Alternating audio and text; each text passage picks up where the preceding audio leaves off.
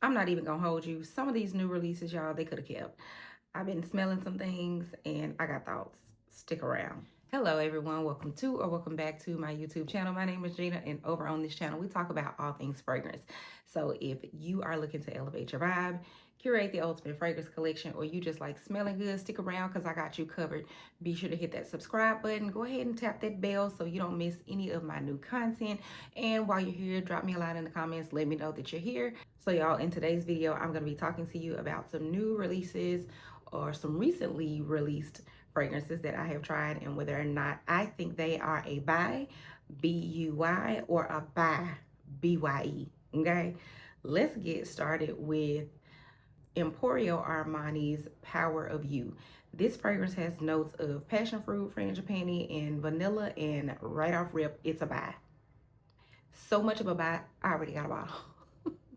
Ulta was having a sale. Ulta had that, 5 times points multiplier and the 5 times multiplier on the Armani fragrances. So that was actually 10 times the fragrance points plus $10 off. I had to get it. That one fragrance alone got me like an extra 1,000 points. So, girl, this one I think is going to be a banger for the summer. Like, it is juicy. It's almost, I guess it would be considered a gourmand because it's like super sweet, super juicy, super fruity. The only thing I would caution you about is passion fruit for some people can go kind of like pickly, almost sour like dill pickle.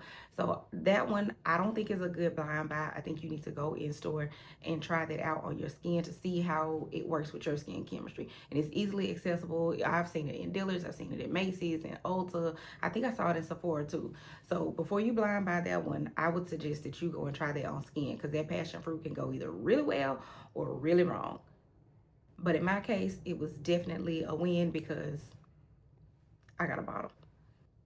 A while back in one of those new releases videos, I said that I was going to blind buy the new Donna Born Roma Purple Melancholia. I'm glad I didn't. I went and tried that in store and I was able to get several samples. And I've been playing in those samples, and y'all, I just cannot make up my mind on whether or not I actually like this scent. It's different. I get a somewhere faint in the base. I get the Donna Born Roma DNA, but this is such a departure from anything they've ever done. It's a lot darker, a lot deeper. Like, it really does look like the color of the juice. And I like the smell. I like the scent. It's interesting. I just don't know if I like it enough to want to buy it.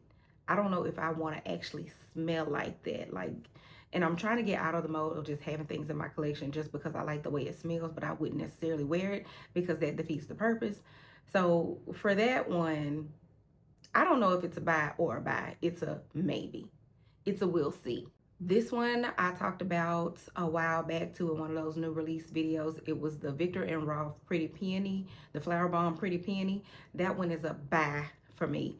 BYE, goodbye, no good for me. I think a lot of people will like it. It's very pretty, it's easy to wear, but for me personally, it reminds me of the original Flowerbomb with just that extra peony note, and I don't like the original Flowerbomb. So that is not one that I picked up. I did try it in store. I tried it in store at least 2 or 3 times, and I was just like, no, this is just not my, that's not my vibe. That one, it's a buy out of here. The next one that I smell that y'all been hyping up, Destin by Balmain.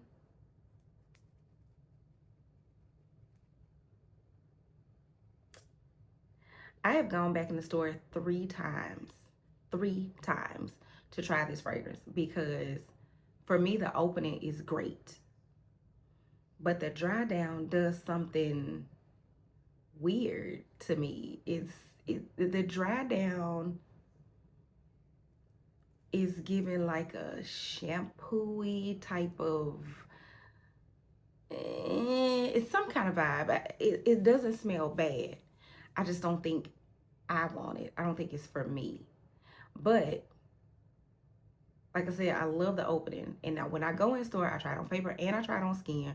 But I think what I need to do this time before I completely rule it out is just get a travel spray, get a travel size, like do a full body spray and see what I really think about it before I completely write it off. Because as of right now, I'm on the fence, but I'm leaning towards a no. but I'm not quite ready to give it up. And I think it's because the bottle is so freaking pretty that I really just want that on my shelf. But I'm not buying anything that I would not wear. So I'm gonna try it again. I think I'm gonna pick up a travel size of that and really give it a good wear test to see if there's something I can buy with it. If it is, rather, I'll get a bigger bottle. And if not, that one, it just didn't work for me. The next fragrance I tried was the Lancôme from the Idôle line, the Peaches and Roses one. So when I sprayed that, immediately I was like, ooh, this is so pretty. And I sprayed it on my skin, walked around, did my shopping, and by the time I got in the car, I was like, this is a buy for me. BYE. Y'all, I think it's just the fact that peach just does not do well on my skin. It has to be an amazingly done peach fragrance for it to actually work with my skin chemistry. And I'm not talking about the opening, because every time I've sprayed a fragrance that has a heavy or a prominent peach note, in the beginning, I love it, but it dries down to something very, very weird on my skin. And that one I hated to actually pass up, because the opening was so pretty. It was gorgeous, but y'all, that dried down, I couldn't wait to get home and wash my hands. Like, I wanted that off of me so bad. I hated the dry down. But the opening of the fragrance is beautiful, and I think on the right person is going to be great. Like I said, peach just doesn't typically work for me. So unfortunately, Lancôme Idôle Peaches and Roses is a no for me. Also got a chance to go to Sephora and try the re-released Forbidden Games by Kilian. Now, about a year or two ago, I had the opportunity to buy the original one. And from what I hear, this new released one and the old one are just a little bit different. I think they swapped out a couple of notes in the top, but for the most part, it's similar. But it is a little bit different. It's not the same as the original discontinued one. That one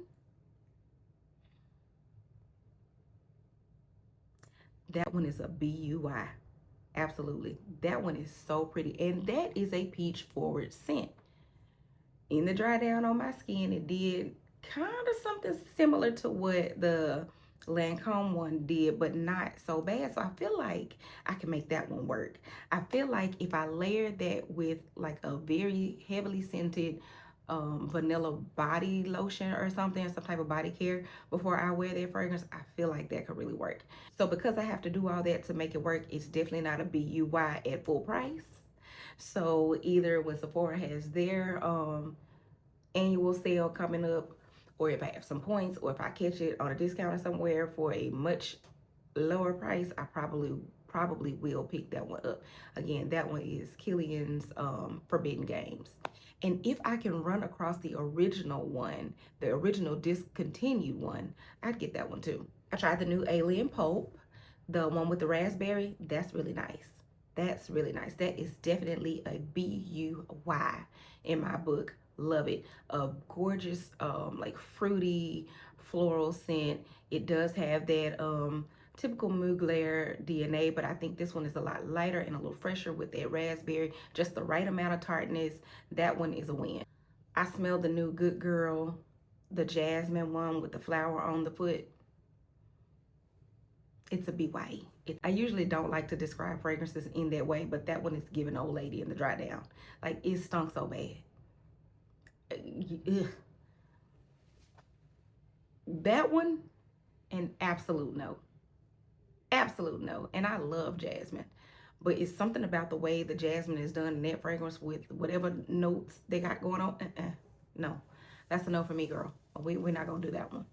So when I was in Ulta picking up my Power of You, they had all of those Noyz fragrances on display, and I decided to stop and smell those.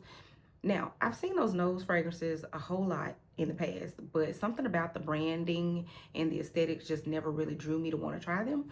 But I stopped and tried them all today, and 4 of them are really, really good. The 12 o'clock I liked, the Unmuted I liked, Detour and Only Human. Those are really, really good. And out of those 4, I think my favorite is probably a tie between Only Human and Unmuted. and they are very reasonable. Like the full size bottle, the EDP, they're only $85. So if you catch a sale, because they're at Ulta always has some kind of sale or promotion going on. If you got some points and you catch a sale, like I think those are a really good value. I don't have anything from that brand yet, and I don't know when I would pick up one, but if you are interested in those type of fragrances like Skin from Clean Reserve, or what's the other one, like Glossier You, if you like those type of fragrances, I think you'll really like Only Human. Definitely Only Human and Unmuted. I think 12 o'clock may have been the one that was like a rose kind of fragrance. Of course I like that because it's a rose. And Detour was another kind of vanilla based fragrance, but those are really good, really interesting. If you haven't checked those out before, pop into your local Ulta and give those a try and let me know what you think. I also tried Narciso Rodriguez Pure Musk Blanc. I loved it, loved it, loved it, loved it when I tried it. That one was a BUY and a BYE. Yeah, both. I actually did pick that fragrance up. I bought it immediately on site because I loved it that much. But after I wore it, I got it home. I think I wore it the next day. And maybe this happened because I oversprayed it, because of course I'm a chronic oversprayer. But that gave me a headache. It's so clean and it's so aldehydic. To me, it was a little too sharp and it was just giving me a headache. So that one I had to return because I just couldn't do that one. Couldn't do it. And I felt like maybe I'll change my mind somewhere down the line, but I think I like for my clean, musky, aldehydic type of scents to have a little bit of creaminess in the base. I don't think I want them to be that sharp. I do have something already that's very clean and very sharp like that, and I only need one of that scent profile. I do not need two, so that one definitely went back. A while back, I tried Burberry Her, the Perfume version. I really like that. I really like that. And I'm probably in the minority here because my favorite Burberry Her is the Burberry Her Intense, the current one and the one that was discontinued. I own both of those. Well, I decluttered the original Intense, and then when they re-released this Intense, I picked up a bottle of that one. And all the other Burberry Hers, they weren't really my vibe. But this new Parfum version with that cherry and that whipped vanilla, that's really, really good. And I think I may end up with a bottle of that. I was hesitating because when I smelled it in store, I was like, is this too similar to the Intense? But when I got home and tried the Intense is very like sheer light woods, strawberry, and the Parfum is cherry and a little bit more dense with that whipped vanilla. So I feel like that one would be great for cooler weather or nighttime, and the one that I have will be great for spring and daytime. So definitely have room for them both in my collection, and at some point I probably will pick that Parfum version up. The YSL Libre Flanker, the Berry Crush one, that one was a BYE. Goodbye, out of here. That one was just literally the original Libre with about 10 seconds worth of a raspberry note. If the raspberry in that fragrance lasted longer, then I would have definitely picked that up, but nah. Within about 10 minutes, I'll be fair, within about 10 minutes that raspberry was gone and all you were left with was the original Libre. And I don't like the original Libre. I like the Le Parfum and I like the Vanille Couture. That one is a BYE. I got a chance to try the Versace Crystal Emerald in the really pretty green bottle. That one is really nice. And I don't know if I'm the only one that feels like this, but I feel like the Crystal Emerald is kind of along the same lines as Amouage Existence, but Existence is a little bit more floral, like you get a little more rose heavy. The Crystal Emerald one is very clean, very soapy, very, very nice. I have about 3 samples because the sales associate and dealers gave me a bunch of samples of a few fragrances, but that Versace Crystal Emerald, I gotta run through my samples to see whether or not I actually want to pick up a full bottle of that. But so far it's really, really clean, really, really nice. Just for me personally, you don't need but 2 clean fragrances. I mean, it's only but so many places I'm gonna even wear a clean fragrance to, and it's more than likely to the gym. I don't need more than 1 or 2 gym scents at one time. So I really do like the scent. It's definitely a BUY. I just don't know if it's a buy for me right now. I think that wraps up all of the things that I have recently tried. I'm thinking I had my notes written on my phone, but my phone is not in my hand, so I can't remember if I'm missing something or not. If I am, I'll put that in a future video. But you guys, if y'all have tried any of the fragrances that I talked about today, drop me a line in the comments to let me know what you think about those. And until next time, I will see you in my next video. Bye.